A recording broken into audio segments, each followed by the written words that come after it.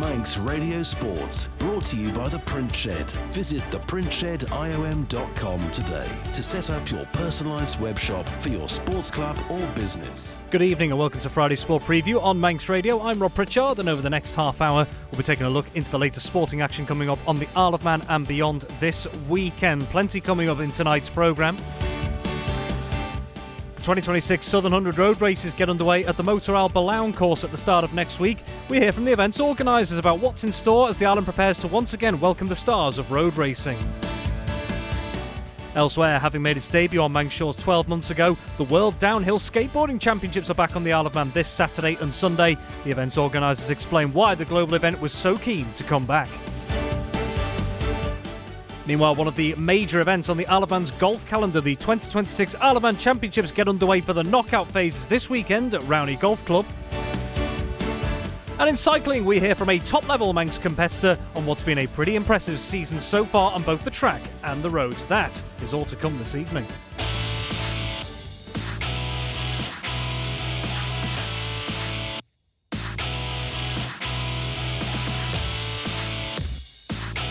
Welcome to Friday Sport Preview on Manx Radio. The time has just gone 6:31pm. Hope you've had a wonderful week so far and looking forward to a busy weekend of sports both on and off island this weekend. Well, we're going to start tonight by taking a look at motorsport because the 2026 Southern 100 road races are due to get underway in the south of the island next Monday. Some of the biggest names in road racing are set to take on the meeting on the Billown Course, which run from Monday to Thursday next week. For this year, there's been some notable changes to the format, including the addition of an addition, if I can get my words out, of another qualifying session and a race session on Wednesday morning, and also classic sidecars are replacing modern F2 machinery this year.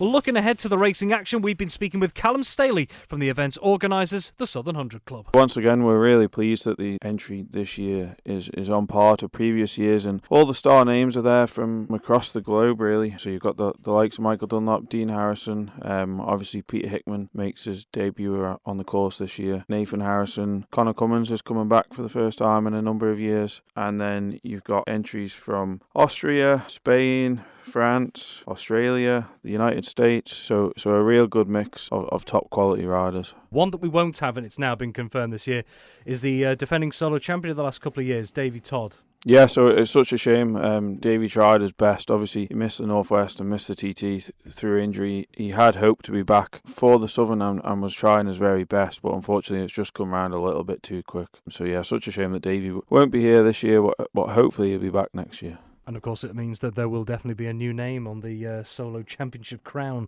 if you like, for 2026. But you've mentioned a few of the big additions, including, like you say, David Todd's 810 Racing co-owner and teammate, Peter Hickman, 14-time TT winner, and Connor Cummins making a longer way to come back. The Manxman, very popular rider here on the island, as always. So what do you think some of these big additions say about the reputation of the races still? Yeah, I think it really shows. Like, obviously, it's got the name, the friendly races, and I think that is really starting to show, and it has shown throughout the last number of years, and we're really pleased to obviously welcome Connor back. I think it was 2013, 2014 roughly the last time he competed on the Motor Isle Billown Course, and then obviously Peter Hickman, such a star name in road racing, 14 times won the TT and coming to give it a go at Billown, so we're really looking forward to that. Obviously Peter came over last year to watch, and I know Billown Dip was one of the places that he watched, and he must have liked what he was watching, because here he is entered this year. So, as we know, no solo champion, no Davey Todd for this year's event, so who could be best placed maybe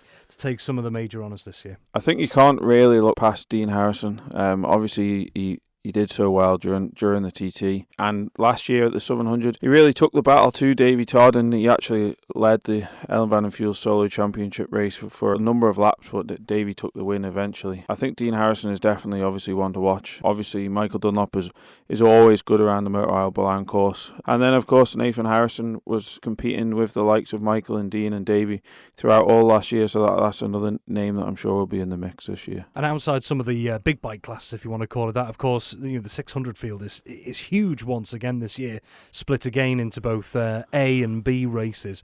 But also in the likes of the lightweight classes, we've seen how impressive Rob Hodgson has been around the Billown Course as well. He had a great battle with Davy Todd last year as well. So outside maybe some of the names people might think might be on the top step, there are others there willing to step in if they make a mistake or aren't up to their top standard. Yeah, that's it. It's not only about the star names as such. The field is so strong all the way through. And obviously we've got some of the consolation races and for those that don't quite make the main races as well. So there's an opportunity for everyone that's competing to get themselves on the podium. And like you say, the 600 races and the lightweight races were some of the best races last year, and I'm sure will be again this year. The atmosphere and the fact that it is known as the friendly races, you hear of what riders have said, and just how welcoming and accommodating all the organisers are and how well the event is run as well. Is that one of the draws? Not just the Billown Course and how impressive it can be to race on, but the sort of community feel that goes into an event like this. Yeah, I think it really is, and you witness that all around Castletown and the south of the island during the Southern 100 week and leading up to it and afterwards. And obviously we've got the fan zone in conjunction with Bushies in Castletown Square, which goes from strength to strength. It's going to be open every day from early morning right the way through until 10, 11 o'clock with local musicians, and the footage on the big screen live on Wednesday night and all day Thursday. And then obviously we top it all off with the open air prize presentation, which again is a real big highlight for not only the fans but the competitors too, because everyone's mixed, the star names, the fans, the organisers, to top off what hopefully will be another good week. One of the big changes, of course, for this year, for people who don't know, there is a big change for the three-wheeled racing this year, the Southern 100 Road Races. It's classic sidecars they'll be taking to the Billown Course this year. This, of course, due to the ongoing situation with modern F2 machinery, they've been excluded from this year's event over potential safety concerns. It largely mirrors a move that was made at the Alaman TT races this year. So in terms of the classic sidecars, it was put together extremely quickly, and obviously one of the key people behind that was experienced sidecar competitor Greg Lambert as well. So now time has passed since it was brought in and it was confirmed that the class was coming in. How is the field of classic sidecar numbers looking this year at the moment? Yeah, it's looking good, really good. We've got around 11 or 12 outfits, which is good because, like you say, it's been a short turnaround and probably just over a month since we announced it to when the sidecars will actually be on the start line. So obviously Kieran Clark won both the races at the Pre-TT Classic. He is competing again, and then another name that we're really pleased to welcome back is six-time sidecar Southern 100 champion Dave Molyneux, who'll be taking part with Dan Sale. But obviously not only those two pairings, there's obviously Greg Lambert as well, and more further down the field. Callum Staley there of the Southern 100 Club, the organisers of the 2026 Southern 100 Road Races, which are due to get underway on Monday night, the 6th of July, with opening qualifying for all solo and sidecar competitors. On that evening, roads around the Billown Course are currently due to shut at 6 p.m. and reopen no later than 9:40 p.m. All timings throughout the races remain subject to change depending on prevailing conditions and circumstances. You can view the full 2026 Southern 100 Road Races schedule at manxradio.com. And don't forget as well, of course, Manx Radio Motorsport will be bringing you full live coverage of all practice and racing from next week's Southern 100 Road Races on Manx Radio AM 1368. Manx Radio Sport, brought to you by The Print Shed. Visit theprintshediom.com today to set up your personalised web shop for your sports club or business. Moving on, and a significantly boosted turnout of competitors is expected to take part in the 2026 World Downhill Skateboarding Championships on the Isle of Man this weekend. Well, having held the inaugural Manx round of the series last year, the global event is returning for a second year for 2 days of action this Saturday and Sunday. And what's more, this year, racing will take place on a part of the mountain section of the Snaefell Mountain Course, from near Joey's Corner down to just past Stella Maris on the approach into Ramsey. And if you didn't get a chance to watch the spectacle last year on Manx Shores, well, WDSC organiser Selim Kemahli explains what spectators can enjoy in 2026 and why they were so keen to come back here. So basically, it's a bunch of madmen running down the road about 70, 80 miles an hour with no brakes, and a lot of hay bales placed around to keep them safe. So we run in heats of 4. So on Saturday we'll be doing time trials, which is what you're used to on the island anyway. So the fastest is seeded first and the slowest is seeded last. And then for the Sunday racing, they get put into brackets. depending on their positions on the Saturday qualifying times. And then we run heats of 4, meaning 2 get eliminated and 2 go through to the next round. And we've got 60 riders, which we had to put a cap on actually. So that'll be 32 open skates, so there'll be a 32-man bracket. So the next round will go down to 16, down to 8, down to 4. That will be the final. And then of the 4, obviously, we'll have a winner and, the podium 3. It made its debut, the championship, on the Isle of Man last year.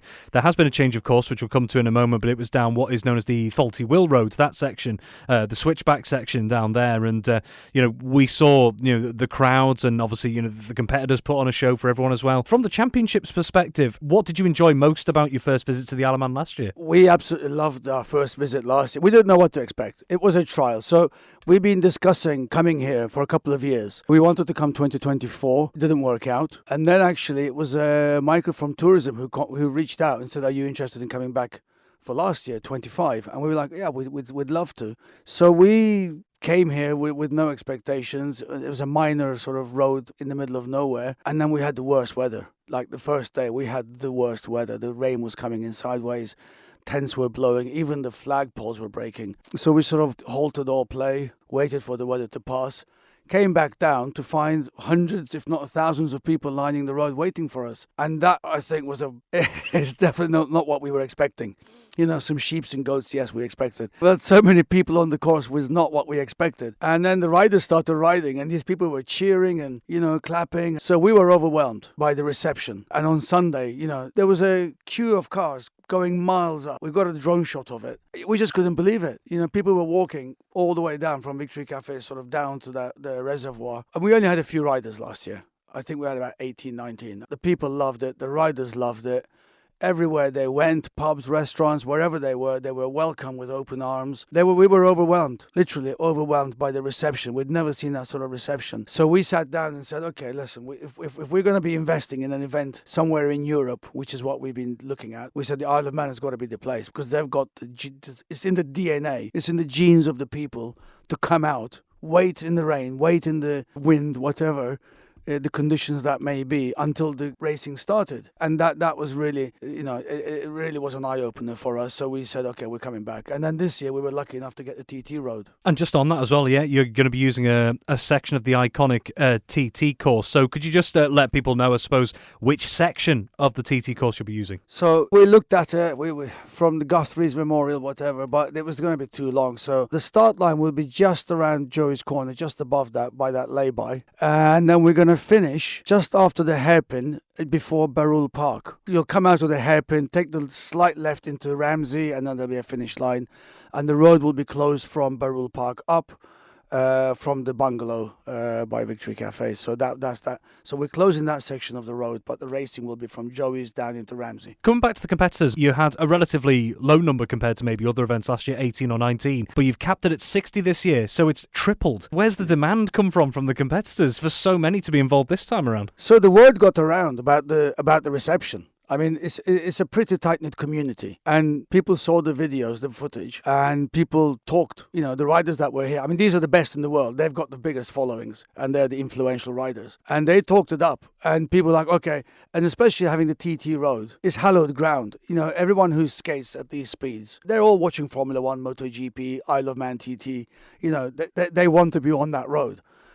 So for them, it's like being on hallowed ground. So interest was high. Unfortunately, though, we have had to cap it at 60 because we couldn't get the road closures that we wanted. So normally we do a Friday is our practice and time trials for the qualifying series. And then we'll do a race on Saturday morning for those people who qualify into the championship tour. And then we'll do time trials Saturday afternoon for the main race on Sunday. So we're kind of changing that format because we've only got 2 days. So we thought the only way to manage the limited track time we have is if we put a cap. So we capped it at 60, and that 60 filled up pretty quick. If you were to describe the spectacle of the World Downhill Skateboarding Championships to someone who has never seen it before, but maybe thinking here on the Isle of Man, oh, I might go and watch that this weekend, what are the best things, in your opinion, about it? The first time I ever saw it, I was blown away by the speed. It doesn't sound fast when you say 60, 70 miles an hour, because you've got the TT doing 200. But those are machines. There's no engines on these and there's no brakes on these. And when you see a man coming past you at 70, 75 miles an hour into a corner with no brakes, the brain sort of struggles to comprehend that. So I would say pick yourself a fast corner when they come by, and you will be, obviously you're used to the TT speeds here, but this is different. It will still be, I think, quite a spectacle. That's Selim Kemahli, one of the organisers in the World Downhill Skateboarding Championships taking place on the Isle of Man tomorrow and Sunday. Well, along with the global contingent contesting this round of the championships, there are going to be 3 local competitors. Jack Killier, Ewan Collister and Mark Poole are also expected to be involved. Best of luck to everyone involved this weekend.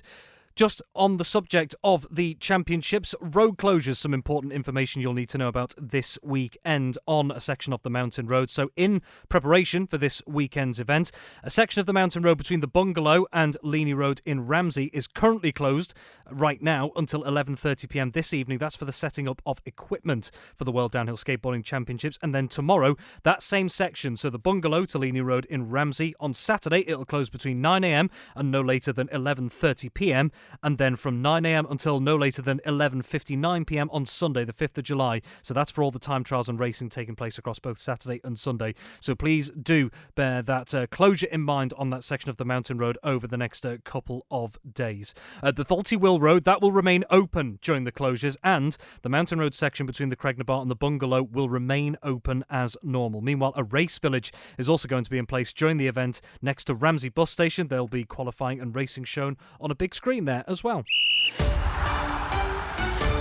Manx Radio Sport, brought to you by the Print Shed. Visit theprintshediom.com today to set up your personalised web shop for your sports club or business. Moving on, and one of the major events on the Isle of Man's golf calendar is getting underway this weekend. The knockout phases of the 2026 Isle of Man Championships are being held at Rowany Golf Club, with the men's tournament starting on Saturday morning and the women's event commencing on Sunday. It's also a landmark year for the men's competition, which is celebrating its 100th anniversary.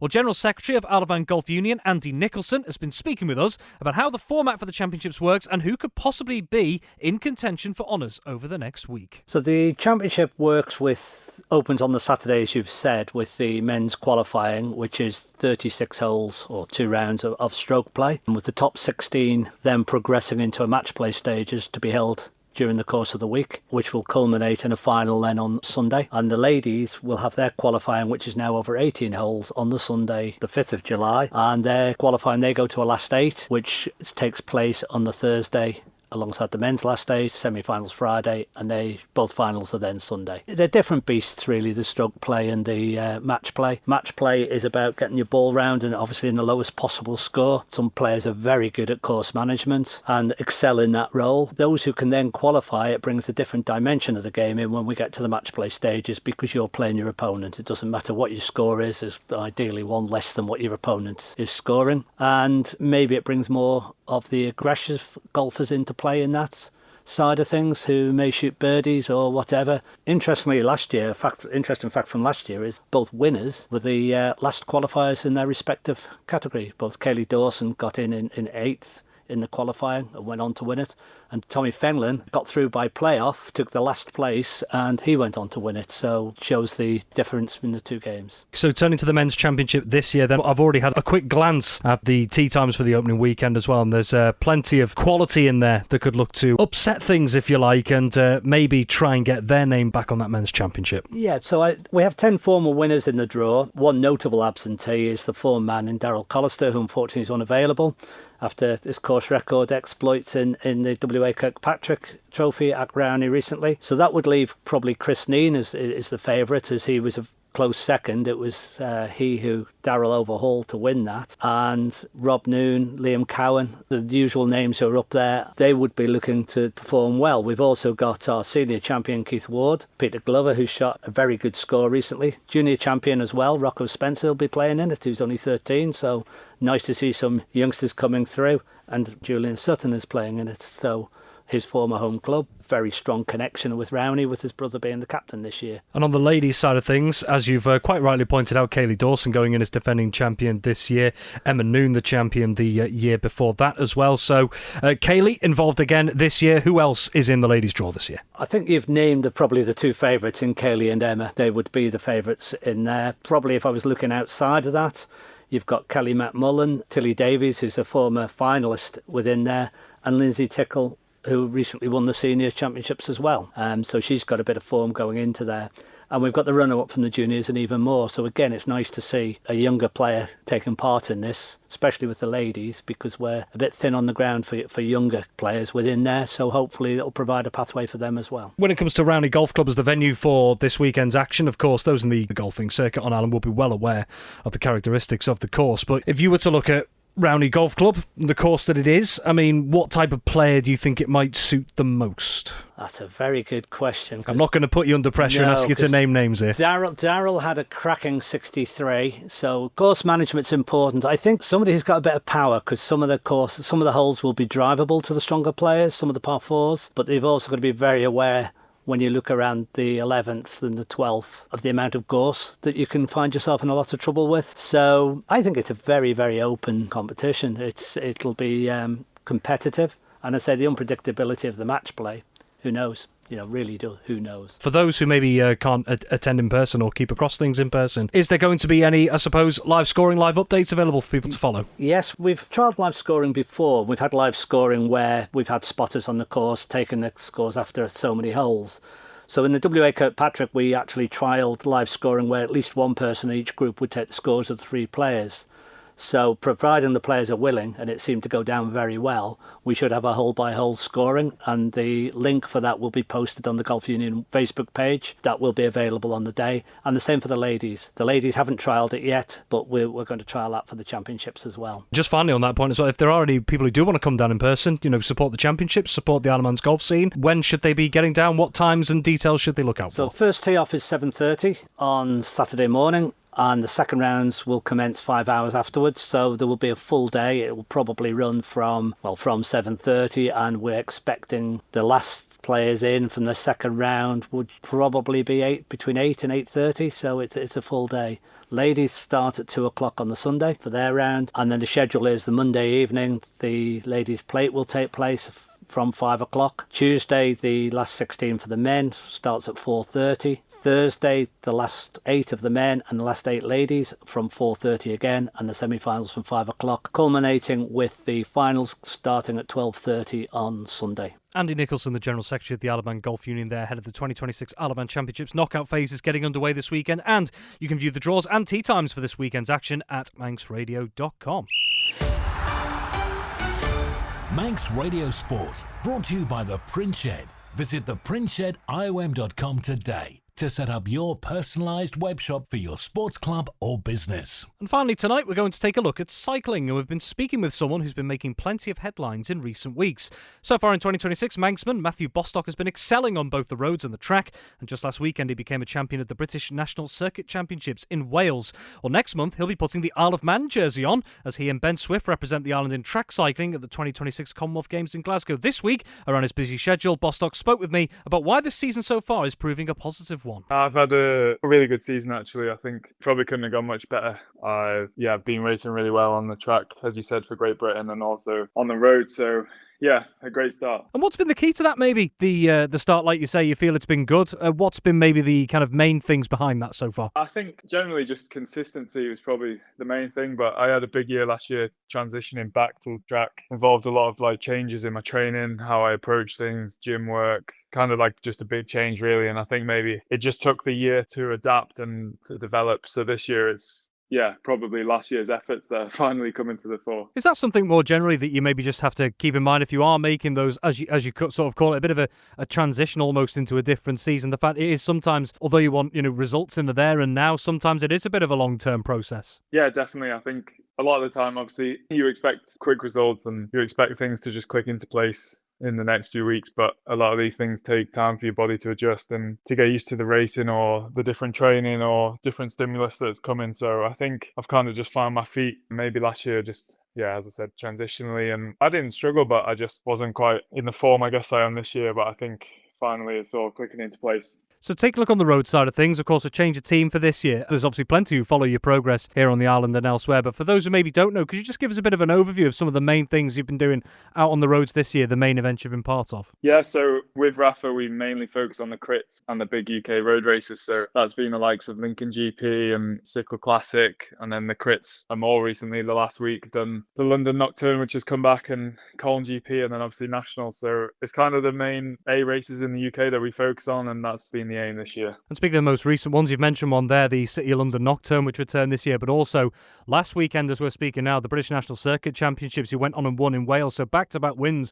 across those two events as well. I mean, what have been maybe your biggest strengths in those races that you've been able to take into them and then go on to take victories? I think they just really suit me, to be honest. Probably genetically, as well as just obviously the training I'm doing for the track is what's paying off. But it's races I've always found success in, and I've kind of always been there or thereabouts ever since I started doing them, really, like in 2019. So yeah, something I've always enjoyed and always like getting stuck into. But I've just found, yeah, as I said, just a really good spell of form. And when I'm in form, I know that I can sprint and I know I can take the races on. So it's worked out well. Turning to the track side of things, of course, people will have seen that you've had your successes for Great Britain so far this year. What have been your standout moments on the track so far, would you say? They've all been kind of similarly not incredible, but not bad. So I've enjoyed them all. But I think, yeah, a bronze of the European Champs was a good kind of return to that level of competition. Obviously, at championships, everyone's fighting tooth and nail for the win. So it's not maybe, another race where some teams might send their B team or what have you. It was,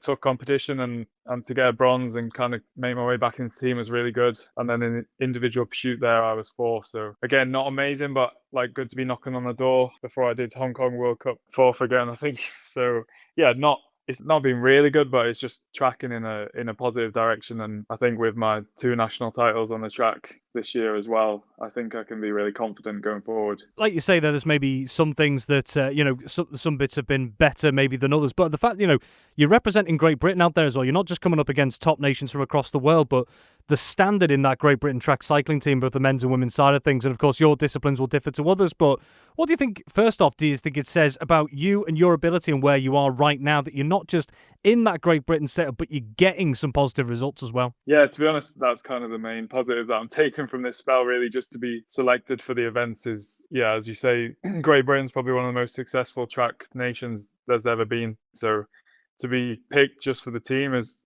firstly, massive for myself and obviously for anyone who does that. So that's, really positive. And then in the individual events, to get the call up the Omnium, there's only one spot. So in the whole of Great Britain, I've been given that opportunity. So that's really positive as well. And hopefully I can take confidence that the coaches see something in me, maybe for the future and hopefully towards LA. Absolutely, yes. So, looking ahead then to the weeks and months ahead, of course, people will know by now that you're going to be one of 2 track cyclists representing the Isle of Man at the 2026 Commonwealth Games. But outside of that, what else have you got coming up on your schedule at the moment? I've actually got a crit in Ilkley, and that's the last crit in this block. And then I have a couple of races between now and the Commonwealth Games, but mostly will be spent on the track and our training, just trying to fine tune the form and really hone in the kind of the position and all the technical aspects, looking to do as well as I can out there. Isle of Man pro cyclist Matthew Bostock there. Well, that's just about all we have time for on Friday Sport Preview this week. Many thanks to our guests as always. All that remains for me to say is have yourself a wonderful Friday evening